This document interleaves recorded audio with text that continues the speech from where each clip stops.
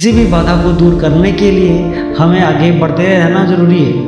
अगर रुक जाएंगे तो कभी भी लक्ष्य तक नहीं पहुंच पाएंगे। इस संबंध में एक लोक कथा प्रचलित है जो मैं आपको सुनाता हूँ। कथा के अनुसार एक व्यक्ति के जीवन में बहुत से समस्याएं थी। बचपन से ही उसे परेशानियों का सामना करना पड़ रहा था। पिता का देहांत हो चुका था और बचपन से ही माता भाई बहनों के पालन पोषण की जिम्मेदारी उसके ऊपर आ गई थी। बड़े होने पर व्यक्ति का विवाह हुआ, लेकिन शादी के बाद उसकी समस्याएं और अधिक बढ़ गई थी। उसके जीवन में ये परेशानी खत्म होती तो दूसरी परेशानी आ जाती। एक दिन वह प्रसिद्ध संत के पास गया।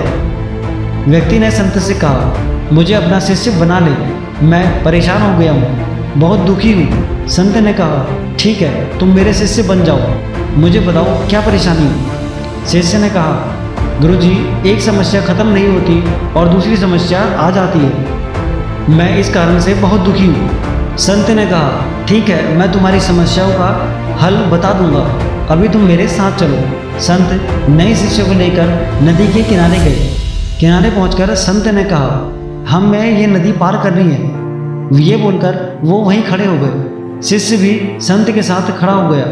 कुछ देर बाद शिष्य ने कहा, गुरुदेव, हमें नदी पार करनी है तो हम यहाँ पे खड़े क्यों हैं? संत ने जवाब दिया, हम इस नदी के सूखने का इंतजार कर रहे हैं। जब ये नदी सूखेगी हम इसे आसानी से पार कर लेंगे। शिष्य को आश्चर्य हुआ। वह बोला, गुरुजी, ये कैसी बात कर रहे हो? नदी का पानी कैसे और कब सूखेगा? हमें नदी को इसी समय पार कर लेना चाहिए।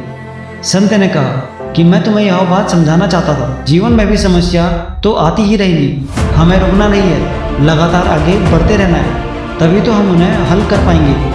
आगे बढ़ते रहेंगे तो समस्याओं का हल मिलते रहेंगे, अगर रुक जाएंगे तो एक भी बाधा पार नहीं कर पाएंगे। शिष्य को गुरु की बात समझ में आ गई और उस दिन से उसने अपनी सोच बदल ली।